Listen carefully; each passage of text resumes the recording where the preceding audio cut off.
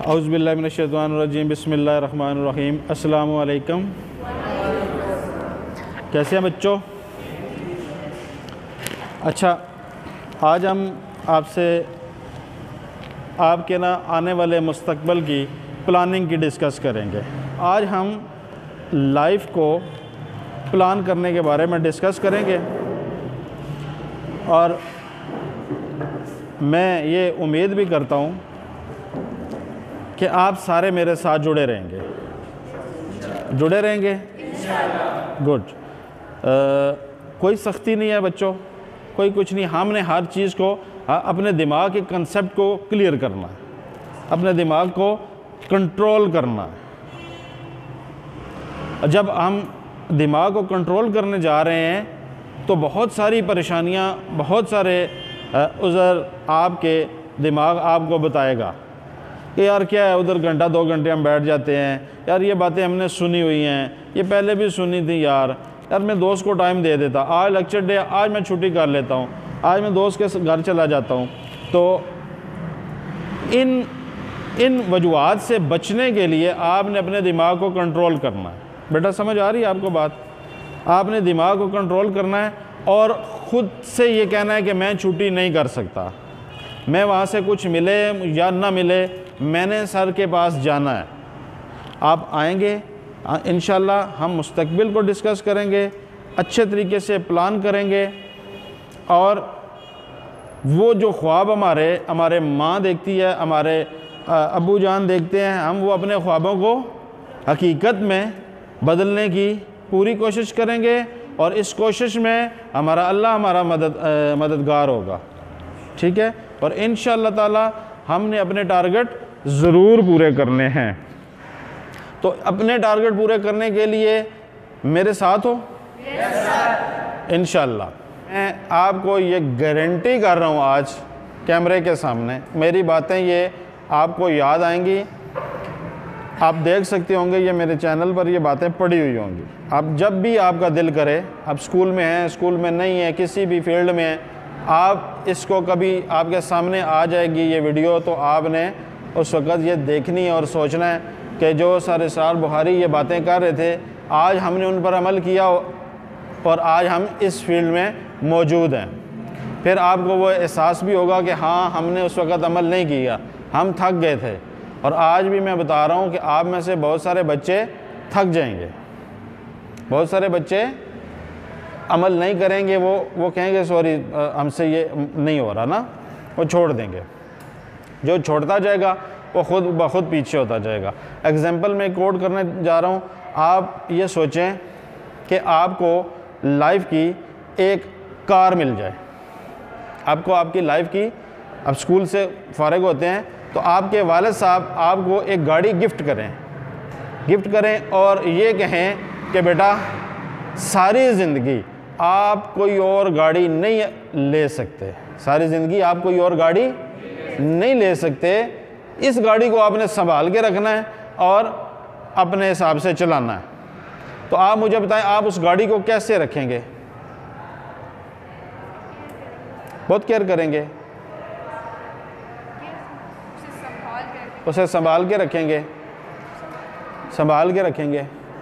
Care करेंगे, उसको धोएंगे, उसके टायर साफ़ करेंगे, ज़रा सा कोई काम आया तो मैकेनिक के पास लेकर जाएंगे, उसको बेस्ट से बेस्ट करेंगे कि यार मैंने इसके लाइफ मेरी 50-60 साल है, तो मैंने अपने 50-60 साल इस गाड़ी के साथ गुजारने हैं, तो क्यों ना मैं इसको बेहतर से बेहतर करूँ। ये ख़राब होगी तो मैंने जाना किधर है?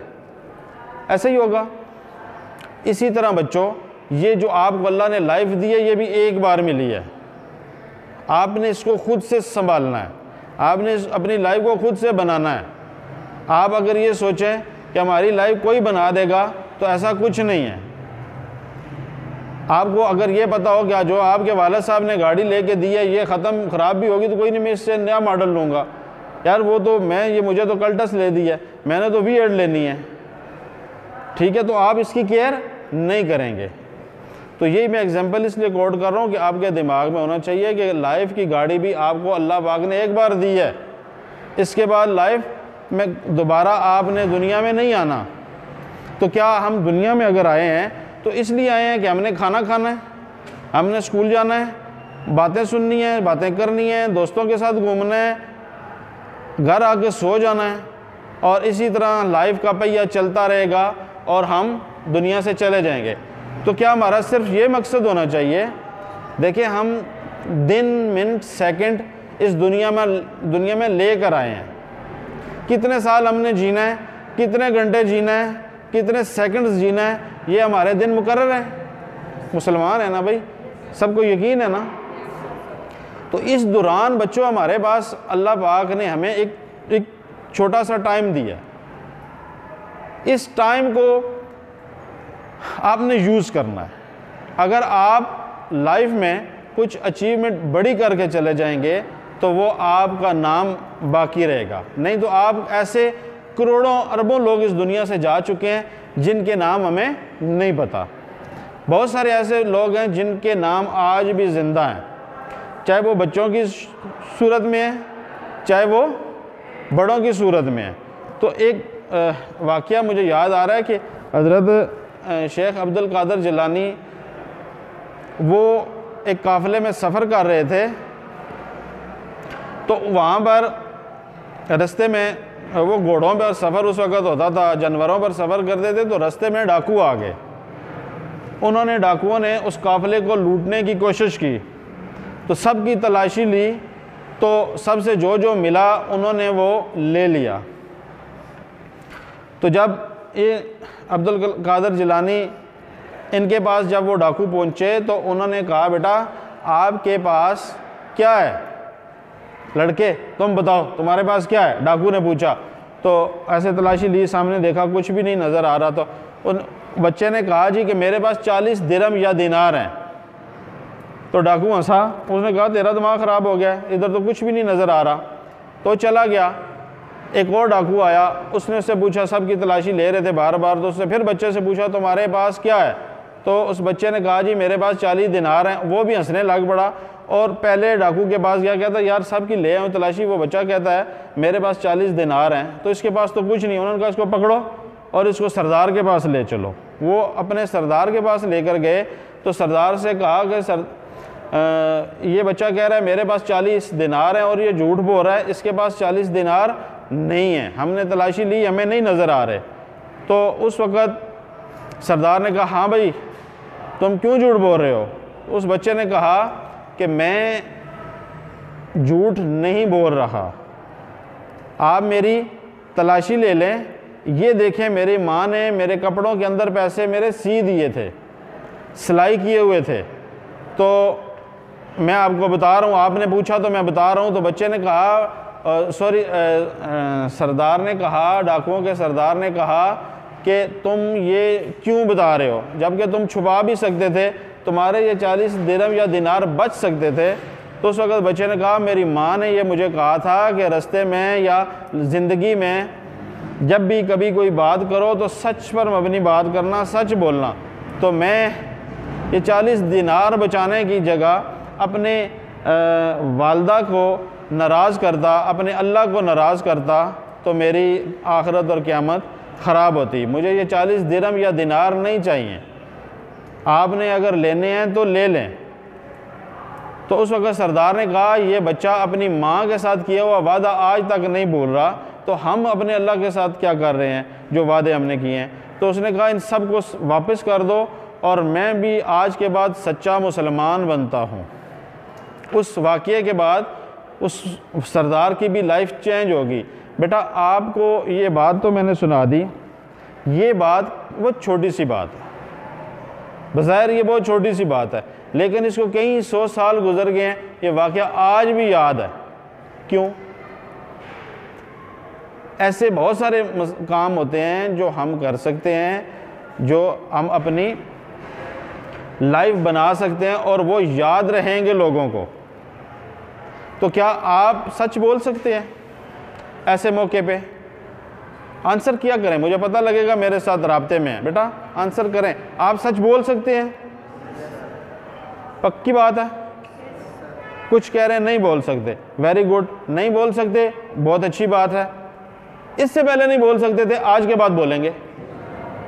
इससे पहले नहीं बोलते थे, आज के बाद हम क्या करेंगे? ट्राई बोलेंगे। ठीक है, बात समझ आ रही है या इफ्तिखार आ रही है ना? इस लाइफ को जितना यूज़ करोगे, जो बनना चाहोगे, ये लाइफ आपको वो बनाएगी, ये ज़िंदगी आपको वो बनाएगी। आप खुद नहीं बनना चाहते, आपकी अपनी चॉइस है। मैं उस दिन भी अपने पहले वाले सेशन में कह रहा था कि आपको आपका दिमाग ना कोई 10 बातें बताता है कि ये नहीं काम करना, हाँ जी बिल्कुल नहीं करना, ये काम करना है, हाँ करना है, इस वजह से करना है।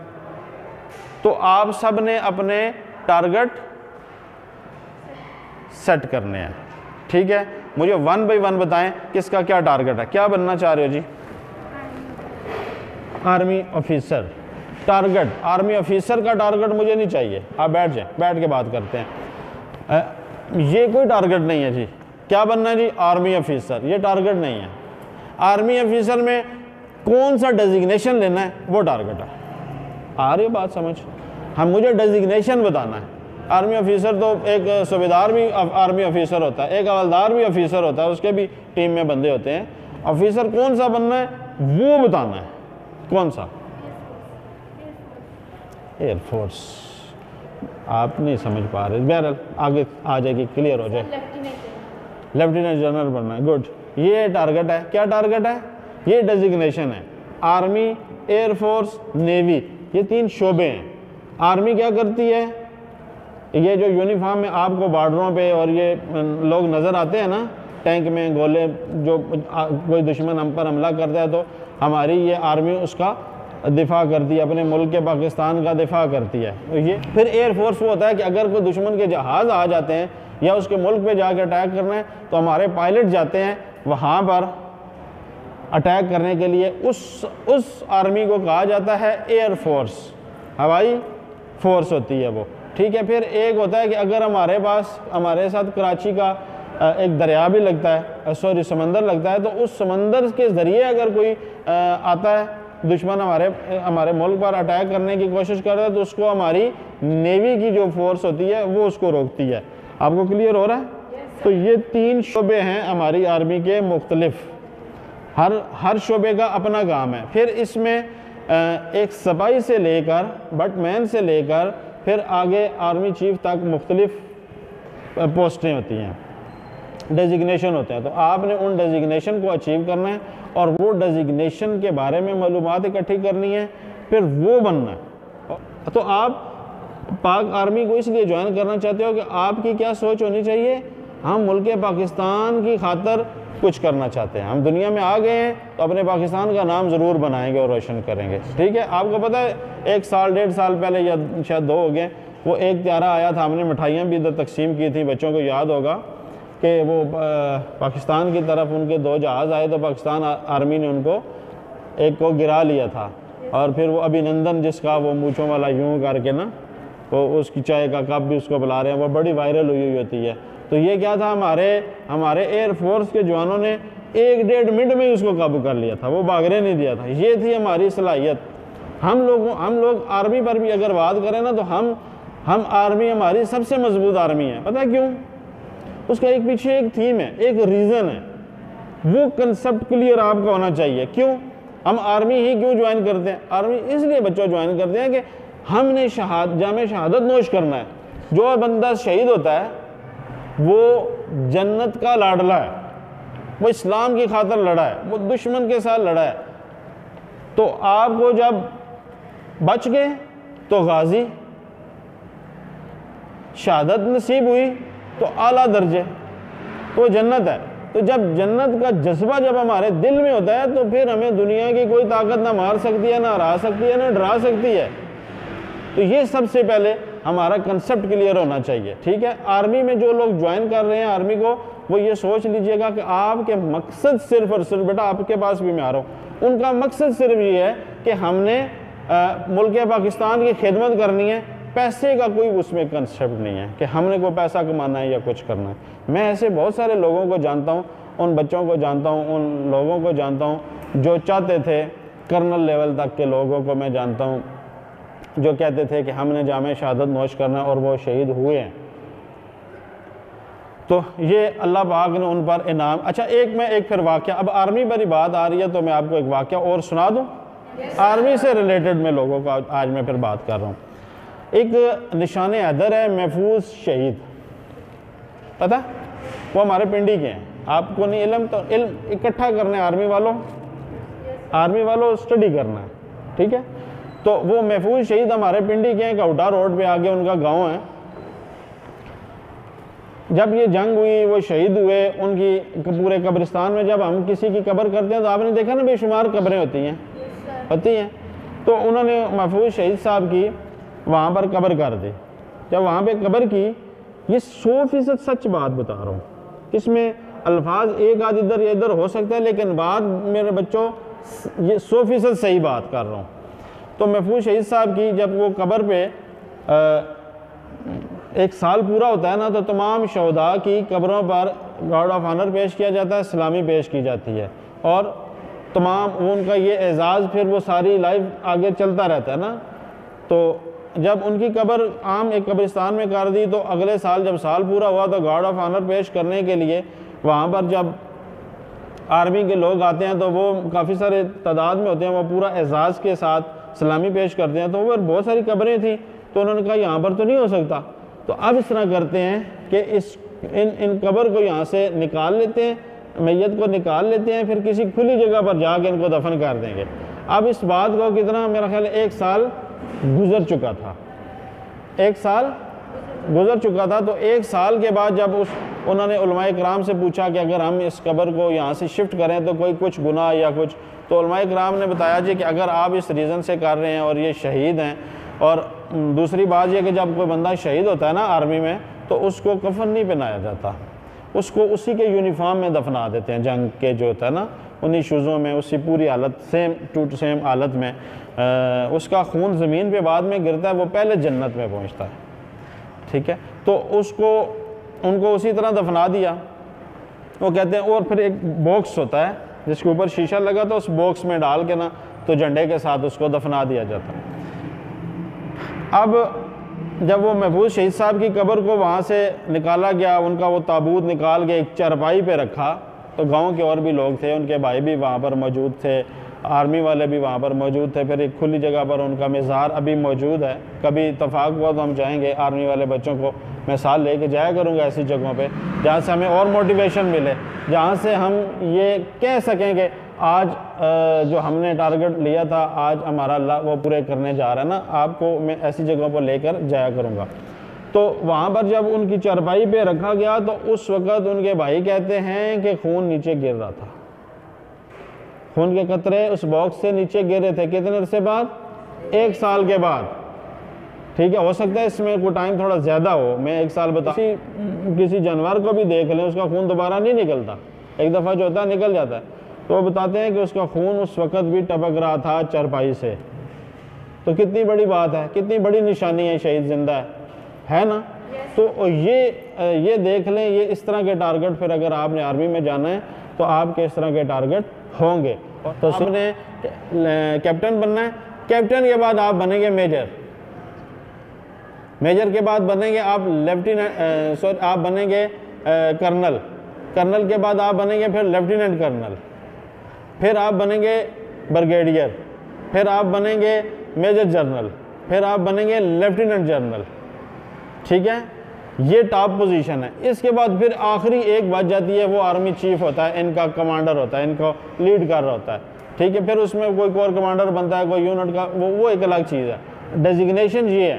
तो आपने सबसे हमारे जनरल वो बॉर्डरों पे जाते हैं, जवानों को बहुत जोश आता है। इस पर मैं एक पूरा प्रोग्राम रखूँगा आपके लिए, अब तो सिर्फ पूरा प्रोग्राम प्रोजेक्टर पे रखूँगा, आपको पता लगेगा कि जनरल जाते हैं कि नहीं जाते, ठीक है। वो जाते इसलिए हैं कि हमें जवानों को जोश देना होता है, अफसर को देख के जोश आता है। आप देखें, आप अकेले होते हो, आपकी पोजीशन क्या होती है, मैं आता हूँ तो क्या हो जाती है, फ़र्क है ना।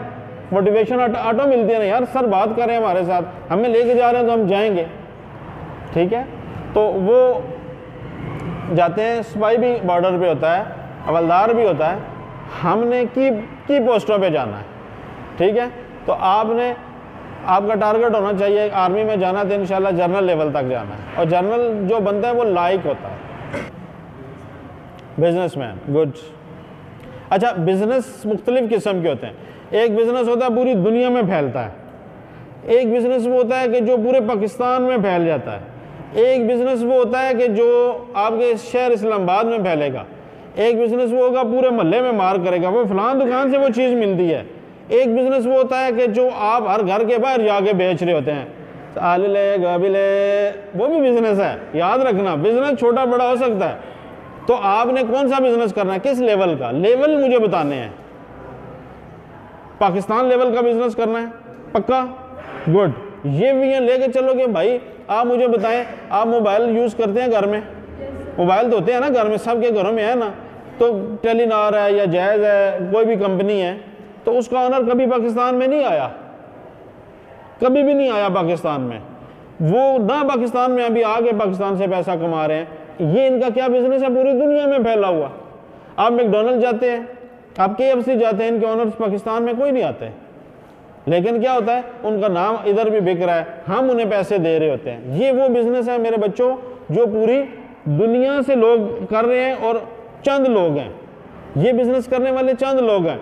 बिजनेस कैसे करना है ये भी मैं आपको हर थीम बताया करूंगा, बिजनेस के तरीके भी मैं आपको सिखाऊंगा, ठीक है। बिजनेस में सबसे बड़ी चीज़ पता क्या होती है, आपका आइडिया सेल होता है। आपके पास आइडिया आ गया, आपने अप्लाई नहीं किया, आपने अमल नहीं किया, तो वो आपको सवाए नाकामी के कुछ एक्सपर्ट्स इंफॉर्मेशन टेक्नोलॉजी IT में जाना चाहते हैं, वेरी गुड, ज़बरदस्त। अच्छा, आगे जो लाइफ में दौर आ रहा है बेटा, ये IT का ही है। आपकी फील्ड बहुत मज़े की फील्ड है, ठीक है। दौर अब देखें, हर चीज़ आपके ये मोबाइल, ये भी आपकी IT, कंप्यूटर, ये सब चीज़ ऑटो हो रही है। अब तो आपको जो चीज़ दुनिया में घर से मंगाते हैं, एक मोबाइल में मंगवा लेते हैं ना। गाड़ी में मंगानी हो, बिजनेस, ये भी लोग बिजनेस कर रहे हैं। आप क्रीम कार का पता है ना, क्रीम ऐप का, ऊबर का, क्रीम का, इनके पास अपनी कोई गाड़ी नहीं है, इनके पास ऐप है, सिस्टम है। इजी पैसा पता है आपको? पहले बैंक होता था, अकाउंट खुलाने में इतनी टेंशन, अब क्या इजी पैसा। अब पैसे कैसे देने, एक क्लिक पे वापस। दुनिया IT में बहुत तरक्की कर रही है, आपकी फील्ड सबसे ज़्यादा मजा, और मैं आपका तब तक साथ नहीं छोड़ूंगा। अल्लाह को हाजिर नाजर जान के आज सबके सामने ये अल्लाह को गवाह बना के कह रहा हूँ, मैं आप में से किसी बच्चे को अकेला नहीं छोड़ूंगा, उसका साथ नहीं छोड़ूंगा, जब तक वो आर्मी ज्वाइन नहीं कर लेता, जब तक वो बंदा बिजनेस शुरू नहीं कर सकता, जब तक वो एयरफोर्स के पायलट नहीं बन सकता। मैं आप सबका साथ दूंगा इंशाअल्लाह। अब मैं तब तक आपका साथ दूंगा जब तक आप किसी यूनिवर्सिटी में लेक्चरार नहीं बनते, ठीक है। जब तक आप आर्मी में नहीं जाते, जब तक आप आर्मी में ज्वाइन कर लोगे, मुझे सुकून आ जाएगा। ये हम तादाद बढ़ा देंगे जब हम मिल के आपके मसाइल जितने भी रास्ते में आएंगे, आपने मुझसे शेयर करके, सुबह आपने सबसे पहले फजर की नमाज़ पढ़नी है, फिर अल्लाह से दुआ करनी है। मैंने ये मैसेज छोड़ा था रात को 7-8 बजे कि बच्चों, अस्सलामु अलैकुम मेरे बच्चों, सुबह हम एक नई लाइफ का टारगेट सेट करने जा रहे हैं। आज का मकसद ये है कि हमने कौन से स्टेप कब कब उठाने हैं। आज का मकसद ये है, टॉपिक ये है, ये आपने रिटर्न करना है। सबसे पहले हम किसी का ठेका नहीं उठाते जी हमने फलां को ठीक कर देना है तो सिस्टम ठीक होगा। हमने सिस्टम को ठीक करना है अपने आप को। सबसे पहले हमने बेटा क्या करना है, अपने आप को। तो अपने आप को ठीक करने से के लिए सबसे पहला काम करना है आपने कि आपने अपने हुलिये की, जिस्म की सबसे ज़्यादा सफाई रखनी है। सेकंड स्टेप ये करना है आपने कि आपने हर सूरत स्कूल का जो भी काम होगा उसी दिन मुकम्मल करना है। हर दिन स्कूल का काम हम मुकम्मल उसी दिन करेंगे, और जितना जल्दी मुमकिन हो हम अपने स्कूल का काम मुकम्मल करने के बाद बाकी काम हम, आप क्लास में, अब ये जितने बच्चे मेरे बैठे हो ये टॉपर होने चाहिए। आपके नंबर अगर इक्वल क्लासें हैं तो आपके नंबर देने वक्त टीचर्स को टेंशन पड़ जानी चाहिए कि मैं कहाँ से नंबर काटूं। कर लोगे? कर लोगे? कर लोगे? गुड।